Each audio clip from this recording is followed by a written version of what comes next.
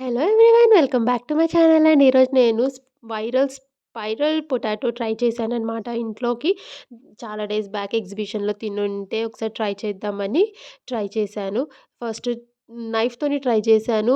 ఒక 3-4 పోర్షన్స్ దాకా బానే వచ్చింది. దాని తర్వాత వచ్చేసి పొటాటో అనేది ఇరిగిపోయిందనమాట. సో, ఎలా చేయాలో అని కొన్ని వీడియోస్‌ని ఫాలో అవుతే ఇలా కత్తిపీటతోని చేశాను. సో, కత్తిపీటతో మాత్రం బానే వచ్చింది. బట్ కొంచెం లావుగా వచ్చింది. ఫస్ట్ అటెంప్ట్ కదా! సో, నో ప్రాబ్లమ్ అనుకున్నాను. బట్ సగం దాకా అయితే చాలా బాగా తిరిగింది స్పైరల్. దాని తర్వాత వచ్చేసి కొంచెం బ్రేక్ అయింది. ఏం కాదులే నెక్స్ట్ టైమ్ ట్రై చేద్దాము మంచిగా అనుకున్నాను.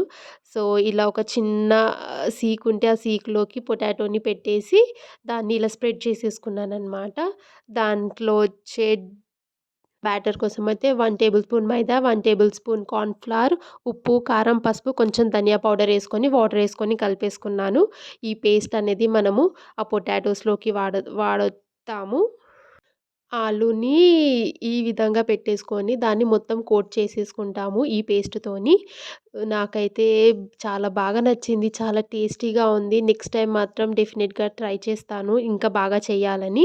ఇది ఫస్ట్ అటెంప్ట్ కాబట్టి ఎలా వస్తుందో అనుకున్నాను.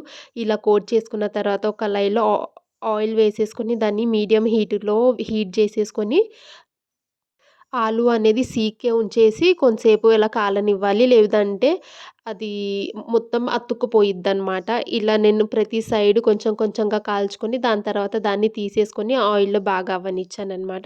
లో ఫ్లేమ్‌లో వచ్చేసి ఒక 3-4 మినిట్స్ దాకా దీన్ని వేగనివ్వాలి. అలా వేగిన తర్వాత దీన్ని తీసేసుకొని హాట్‌గా సర్వ్ చేయడమే. నాకైతే చాలా నచ్చింది. చాలా యమ్మీగా ఉండే. మీరు డెఫినిట్‌గా ఒకసారి ట్రై చేయండి. కత్తిపీటతో ట్రై చేయండి. ఒకవేళ మీకు నైఫ్‌తో కుదురుతుందంటే నైఫ్‌తో ట్రై చేయండి. ఈ వైరల్ రెసిపీ చాలా టేస్టీగా ఉంది. చాలా యమ్మీగా ఉంది. ఒకవేళ మీకు ఈ వీడియో నచ్చినట్టయితే డెఫినిట్‌గా లైక్ చేయండి, సబ్స్క్రైబ్ చేయండి అండ్ కామెంట్ చేయండి. ఒకవేళ మీరు దీన్ని తినుంటే బయట ఎగ్జిబిషన్‌లో. Thank you so much for watching.